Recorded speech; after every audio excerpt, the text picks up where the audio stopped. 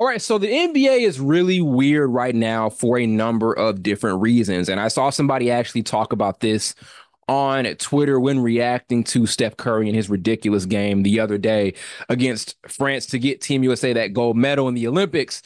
One thing that they mentioned was we have this thing going on where on one side we have like a number of emerging superstar level players, and on the other side we're seeing like the era of like the 2010 superstars come to an end. But what's happening is those guys, those 2010 superstar level players like Steph Curry, LeBron, Kevin Durant, and those types of players, they are still playing at a ridiculously high level. I'm not looking at Stephen Curry play. I'm not looking at KD play. I'm not looking at LeBron play and saying they're washed up, right? They're still doing what they're doing at an extremely high level. If you look at like the top three performers for Team USA during that Olympic stage, it was Kevin Durant, LeBron James, and Steph Curry when it came down to it. I know there are other great performances from like guys like Devin Booker, especially with his defense, and also Anthony Edwards came to play and brought it off the bench, playing at a very high level, taking advantage of his minutes. But those three guys to me were still the three premier guys on that particular team. So, like I said, while we have these emerging superstar level players who are like set to take over the league, the older guys, the guys who are supposed to be on their way out, they're still playing elite superstar, top five, top three level basketball. Like, look at LeBron, for example. We've seen so many people try to push LeBron out of like those top three conversations, and I kind of get it, right? The Lakers have not been that great over the years, and he hasn't been the exact same as what we saw from him in Cleveland and things like that. But he's still playing basketball at a dominant level. In my opinion, he is still the best player on that Lakers team. And for Team USA, he was still the best player for that team. So those older guys, those guys who are supposed to be on their way out, they are not declining to a point where we're watching them play. And like I said earlier, I'm not looking at them and saying things like they're washed up. They don't have it anymore. Have they been at their absolute best? No, especially when you're looking at like Kevin Durant with his playoff performance for the Suns in that first round loss against the Timberwolves. But those guys, I'm not noticing any massive decline in their game. Those three guys I mentioned still have a very strong argument for being top five players in this league still. And that seeped over to the point guard conversation. I'm always interested in ranking the best point guards in the NBA. You have like this perfect mix of these incoming superstar level guys and also these veteran players like Stephen Curry and Damian Lillard, who are still playing basketball at an extremely high level, especially with Steph. You look at Steph, right now, it's very tough to put anybody over him in that point guard conversation. I still think after all of these years, right, with him being apparently, allegedly past his prime, he is still the premier, the best point guard in this league, despite Golden State's issues over the last couple of seasons after winning that title in 2022. I feel weird saying there's another point guard right now that is definitively better than Stephen Curry with what he's been able to do, especially on that Olympic stage. That Olympic stage, that performance solidified to me that there is still levels to being the best point guard in the NBA. There is still a lot Jalen Brunson, maybe Tyrese Halliburton. There's still a lot those guys have to do to reach that level, right? But if I looked at him at the end of last NBA season, I would have thought those guys are coming. Curry is on his way out. We're about to see Stephen Curry leave out of that top point guard in league conversation. But in looking at him play for Team USA on the Olympic stage, it solidified to me that he is still the guy. And it's still going to take a minute for those players to overcome Steph Curry for that best point guard in the league conversation. And the same kind of goes for Damian Lillard. Last year was not a great year by any standard at all for the Milwaukee Bucks. They just made the playoffs as a 3 seed, but they were underwhelming once they got in there because of major injuries to Dame and Giannis that kept Giannis sidelined the whole way through, and Dame was able to play a couple of games, but he still missed majority of that series. But still with Dame, there's still this idea that if he's healthy next year, he can be right back like in that number 2 point guard slot in the league, right? So while there does seem to be an agenda, and I get it, right, because we're always looking for like the next superstar and the next guy, there is an agenda to push in these newer guys, right, like Jalen Brunson and Halliburton and players like that, and even Luka Doncic, who was still in that point guard conversation since he plays that position.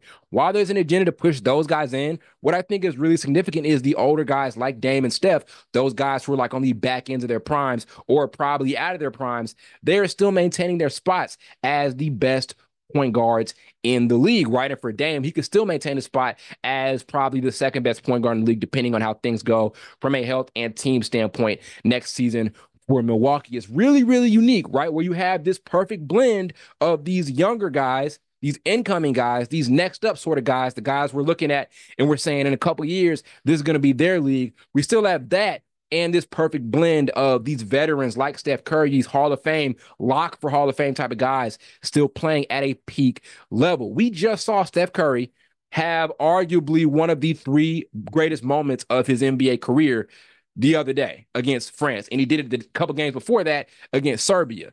There is still a lot Steph Curry has to offer to this league, right? There is still a possibility that Curry can get this Warriors team back to title contention. The way people kind of talk, you'll think that Curry's window for like a fifth championship is over with. But one thing that game in the Olympics taught us, or those two games, those final two games in the Olympics taught us, is that Stephen Curry's window is still wide open. Damian Lillard's window is still wide open, right? So while these other younger guys have come in, they've dominated and played an entirely different level. I don't want us to be so quick to say, yeah, now Jalen Brunson is the best point guard in the league. Now Halliburton has that spot.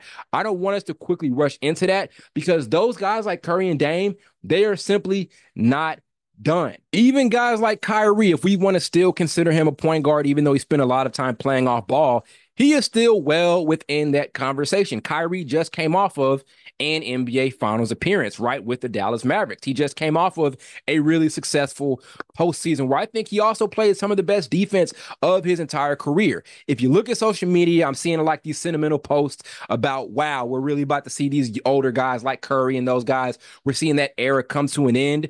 Their era is not done. The Steph Curry reign is not done just yet. The Damian Lillard reign is not done just yet. The Kyrie Irving reign, the Kyrie Irving era, it's not done just yet. So like I said, it's really unique seeing guys like Jalen Brunson and Tyrese Halliburton enter their era as like one of the best or some of the best point guards in the league, while the Curry era, the Dame era, and the Kyrie era, it is still a thing. It is still in full effect. And I mentioned it briefly earlier. Those guys, those older dudes who were supposed to be on their way out, they are gearing up for another championship run, or maybe their first championship run of their career. If you look at the Bucks, they made some solid marginal moves to beef up their roster just a bit. They're going to be very competitive again in the Eastern Conference, and they could possibly get to the finals, right? And on top of that, a duo of Giannis and Dame, when healthy and under the right system, which I hope they're under this coming season with Doc Rivers having an entire offseason to get a plan together, they're going to be right back in the mix. They're going to be one of the most elite teams in the Eastern Conference, and they're going to be very tough to beat and 100%, as I said,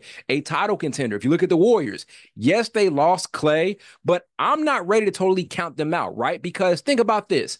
Curry, and I mentioned it a couple of videos ago. I had a video talking specifically about him and why I think he has a very compelling case for being a top 5 player of all time. He's shown this ability to win in many different contexts and many different scenarios, right? So if you look at the pre-Kevin Durant era, right, that was his own era, right? His own set of role players around him and things like that. Then we look at the Kevin Durant era, a different set of role players, a different set of teammates and things like that. Then in 2022, he showed the ability to quote unquote win on his own, which I don't really understand why people say it like that, but you know what I mean, right? Where he showed this ability to win with a different supporting cast. Curry has won with different supporting cast so many times over the course of his career. There's enough evidence for us to believe that Steph Curry can still get this Warriors team with this set of role players, which is a newer set of role players in a different situation than what he's used to. There's enough evidence to suggest that he can win with this group, right? So those vet guys are still in the mix to win a championship. So if Steph wins a championship this year, or if Dame wins a championship this year, that means we'd had no choice but to continue considering their old selves as the best point guards in the league, the best at their positions in the league at these later ages, right? These guys should be declining, but they're not. And I think this kind of speaks to this era of basketball where, and I don't think we've seen this really throughout the course of NBA history, where the older guys are aging very well. The older they get, they're still playing basketball at a very high level. It could be advanced medical stuff, right? Advanced durability from these players, better workouts, and just things like that. But that's one thing we've noticed with this era of basketball from like the 2010s and up. The superstar guys are staying in the league for a much longer time, right? With LeBron and Curry and Dame and players like that. They're getting older, but they are still playing at a very, very high level. And as I said it earlier, that's what we saw on that Olympic stage. Those guys are the older dogs in the team. That was supposed to be a moment where like Anthony Edwards or one of those players ends up taking the reins, kind of like how we saw Michael Jordan do with Magic. But no, those are still the ultimate alphas in the NBA.